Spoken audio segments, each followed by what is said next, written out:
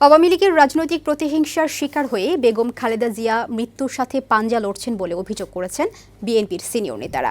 আন্দোলনের মধ্য দিয়ে খালেদা জিয়ার মুক্তি নিশ্চিত করা হবে বলেও হুঁশিয়ারি দিয়েছেন তারা। শনিবার রাজধানীর নয়াপল্টনে বিএনপির কেন্দ্রীয় কার্যালয়ের সামনে সমাবেশে দলের নেতারা এসব বলেন। তাদের অভিযোগ, খালেদা জিয়াকে রাজনীতি থেকে দূরে রাখতেই উন্নত চিকিৎসার সুযোগ দেওয়া হচ্ছে না। সাজ্জাদুর রহমানের প্রতিবেদন।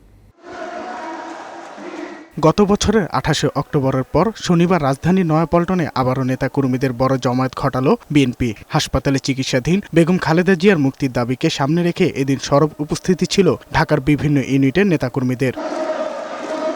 সমাবেশে বিএনপি সিনিয়র নেতারা বলেন, খালেদা জিয়ার জনপ্রিয়তায় ভীত হয়ে পড়েছে ক্ষমতাসীনরা। তাকে রাজনীতি থেকে দূরে সরাতেই মৃত্যুর দিকে ঠেলে দেওয়া হচ্ছে।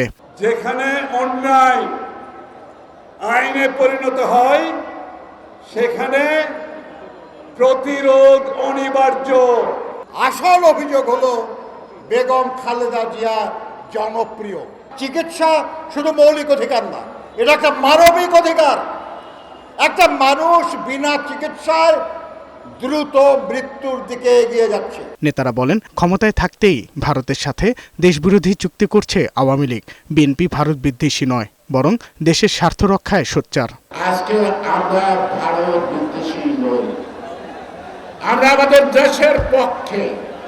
সুতরাং আমার গণতন্ত্রের লড়াই, আমার নেত্রীর মুক্তির লড়াই। দেশনেত্রী বেগম খালেদা জিয়ার মুক্তির স্বার্থে কোনো আপোষ কোথাও কারোর সঙ্গে আমাদের হবে না। আওয়ামী লীগের গণতন্ত্র পাশাপাশি যায় না, আর খালেদা জিয়া বিহীন গণতন্ত্র বাংলাদেশে চলতে পাবে না। সমাবেশে খালেদা জিয়ার মুক্তিসহ দেশ রক্ষায় আন্দোলন আরও বেগবান করার কথা জানান বিএনপির মহাসচিব। আমাদেরকে রাজপথে আরো তীব্র আন্দোলন করে তুলতে হবে। আমরা খুব পরিষ্কার করে বলতে চাই, দেশনেত্রীকে মুক্ত করুন, অন্যথায় আপনাদেরকে যে কোনো পরিণতির জন্য তৈরি থাকতে হবে। মামলা হামলার ভয় উপেক্ষা করে আগামী দিনের আন্দোলনের জন্য নেতাকর্মীদের সর্বাত্মক প্রস্তুতি নেওয়ার আহ্বান জানান বিএনপির নীতি নির্ধারক নেতারা। পরিবর্তন আসে তরুণ যুবক শ্রেণীদের মাধ্যমে। সাজ্জাদুর রহমান, বৈশাখী সংবাদ, ঢাকা।